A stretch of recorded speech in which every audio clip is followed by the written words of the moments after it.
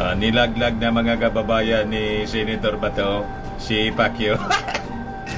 Talaga niya, Mr. Maravillas, ang mga udas. Sila nag-uudasan. Naglalaglagan sila mga kababayan. Si Harimau, nilaglag yung kanyang amo. Dan si Mau Diggs. Tapos, si Panelo man, nilaglag man mga kababayan. Si Ari Roque. Kinontra doon sa issue ng gentleman's agreement. Ngayon mga kababayan, nagbabagang mga balita at pagtalakay sa mga isyu ng lipunan. Bulsa, opinyon, banat at paglalantad sa katotohanan. Bulsa, what you see is what you get. You decide. Iba to, nilaglag si Pacquiao. Biglang kambyo po si si Bato. Sabi rito sa balita ng Politico News, De La Rosa changes tune on Kibuloy. Harapin mo ang kaso mo. Pero tama po ang sinasabi ni Bato. Harapin ang kaso. Ganon din dapat ang sabihin mo, Senator Bato, sa amo mong si Mau Diggs. Harapin ang kaso sa ICC. Di ba kasama ka dun sa akusado sa ICC? So harapin mo ang kaso. Tapos niya, Mr. Maravillas, magiging kontra-kontra na naman ang posisyon. Ang posisyon nila. Kasi dahil sa sinabi niyang ito kay Pacquiao, baka buweltahan siya mga kababayan ni Pacquiao. Wala ka niyang utang na loob. Sinuport kita nung eleksyon. Pagkatapos, ilalaglag mo ako ngayon. O di kung ganon yung posisyon mo, di ba may kaso ka sa ICC? Harapin mo din ang kaso. Ito po yung sabi dito sa balita. Senator Ronald De La Rosa has changed his tune about the impending arrest of Kingdom of Jesus Christ Pastor Apollo Kibuloy for child sex abuse case. De La Rosa earlier said in press briefings that it was up to the pastor if he wanted to surrender and face the charges against him for alleged sexual abuses in his ministry.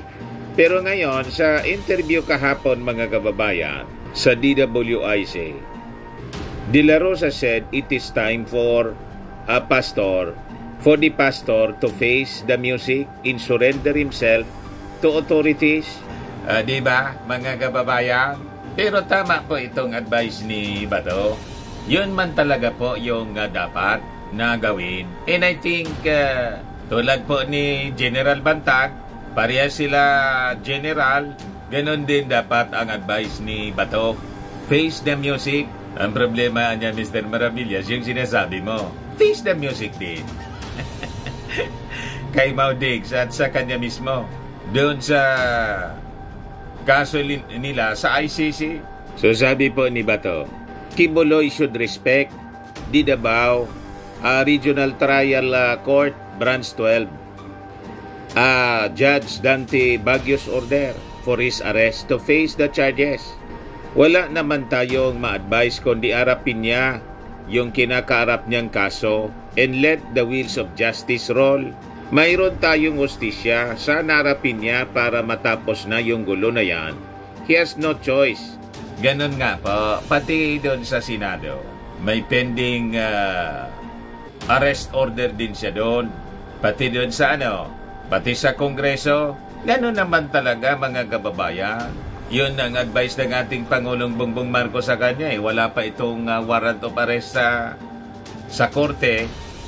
Yung sa Senado pa lang mga kababayan, sinabihan na siya kasi hindi man sana magsasalita yung ating Pangulong Bongbong in interview ng mga reporters po. O siyempre, magpapaabot ng reaction yun ng ating Pangulong Bongbong Marcos. Ang advice niya, umarap siya sa Senado para niya, pag naipaliwanag niya yung side niya, di tapos na. Tama pa? O ngayon, si Bato na, mga kababayan. Kasi napaka-inconsistent ni Pacquiao. Sabi niya, Inamon pa niya yung ating mga authorities, i-file daw yung kaso sa husgado. Doon daw siya, doon siya haharap. Nang final po at ilabas yung warrant of arrest, iba na yung sinasabi. Barili na lang daw siya, mga kababayan. Hindi napapahuli ng buhay. But before ko mga kababayan bigay sa inyo yung full story ng mga balita niyan, click subscribe muna dito sa ating YouTube channel and hit the notification bell para lagi po kayong updated sa mga kaganapan dito sa ating bansa.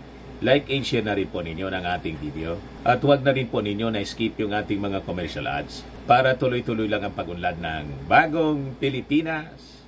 Sa mga naganap ng malinis and spacious fitness gym, pumunta na lang po kayo sa aming Colossal Fitness Gym.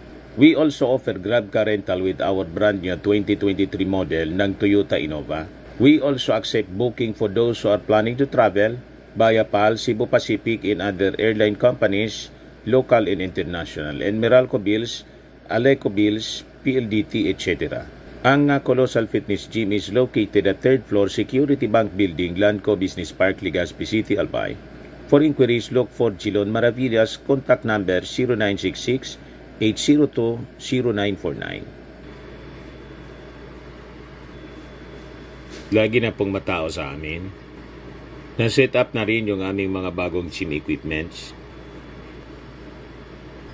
May treadmill na rin po kami.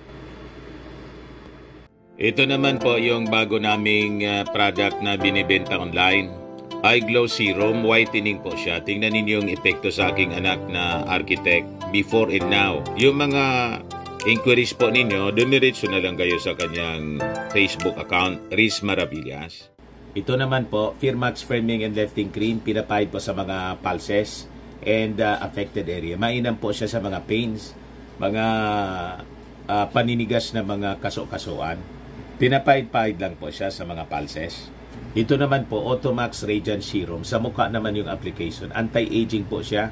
You will look 10 years younger than your age. Sa mga cancer patients naman po, baka lang gusto ninyo itong itry. Ningxia Red Mix Fruit Drink. Hindi man po siya gamot, food supplement siya. Kaya lang, gawa siya mga kababayan sa goji berry. Yung goji berry may anti-cancer properties.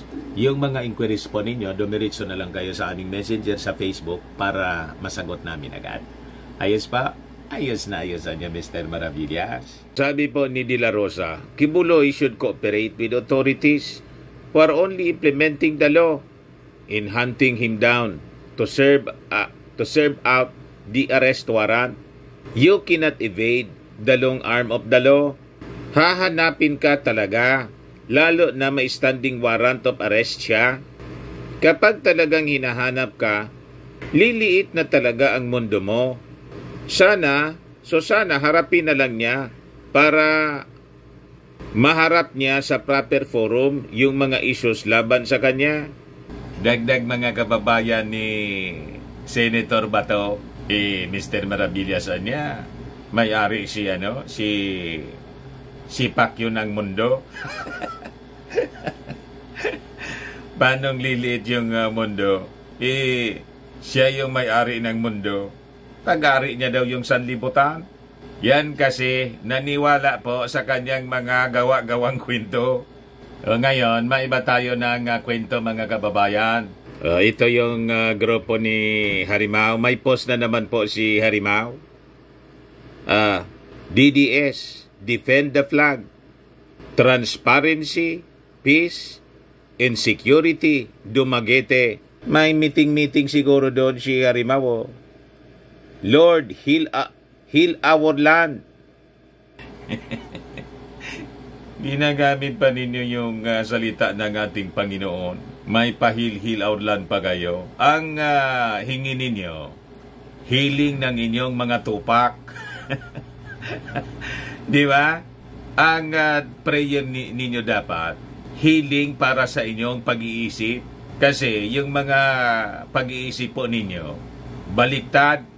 Sasabihin ninyong defend our flag, defend the flag. Kaninong flag yung inyong dinidefend? Malinaw na hindi man flag ng Pilipinas, may pa lagay-lagay pa kayo ng flag ng ating bansa, pero ang ginagawa ninyo, flag ng China. Interest ng China, flag ng China, yung inyong sinusulong. Parang si Maudix, mga kababayan, may pahalik-halik pa sa ating bandila at may pa jetski pa. Tapos afterwards, sasabihin, di man na niya ako marunong lumangoy. Joke lang pala, mga kababayan. At malamang pati yung pagalik niya sa bandila po, joke lang. Di ba? Naniwala naman yung mga mangmang na mga supporters nila. Napakalinaw na interest ng China, hindi man po ng Pilipinas, ang sinusulong ninyo. You just imagine, mga kababayan, pati yung ating Philippine Coast Guard, during his time, pinasok ng mga Chinese nationals, ginawang mga auxiliary brigade. You see, meron niya Mr. Maravillas, nabalitaan mo yung recruitment sa military, na sabi, Chinese firm yung nasa likod, na may nag-share sa atin po, na report sa GMA. Yan po, GMA News Online, Chinese firms disguised as American European recruiting Philippine military. Sabi po ng DICT, matindi talaga niya Mr. Maravillas ang operations ng mga Chinese dito. Ganon nga po, mga kababayan. So ito yung binulgar po ng Department of Information and Communication Technology, DICT, nung Friday. So sabi po ni Undersecretary for Cybersecurity and Upskilling, Jeffrey Iyandi, these firms have been offering their target Filipino recruits part-time jobs as analysts online. Sasabihin nila they came from Western countries, that they are organization from parang European or American, sabi po ni D. Pero kapag tiningnan mo, meron kasing facility sa internet ng tawag WHOIS para malaman mo kung kanino registered yung mga domain name. Yung pangalan ng website, makikita mo na nakaregister sila sa mga companies na Chinese companies. Ganon katindi po ang infiltration nila and espionage activity, mga paniniktik. So sabi po ni D, as the issue involves the military, D said the DICT informed the Department of National Defense and the intelligence sector about the matter. The Facebook account of one of the concerned websites has been shut down, sabi po ni D.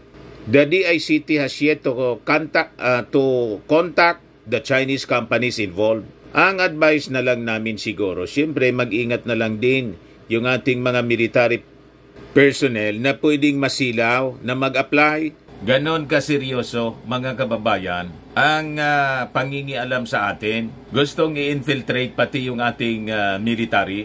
Yung Coast Guard po, in-infiltrate po. Pinasok ng mga traidor. Kasi po, pinapasok mismo ng previous administration.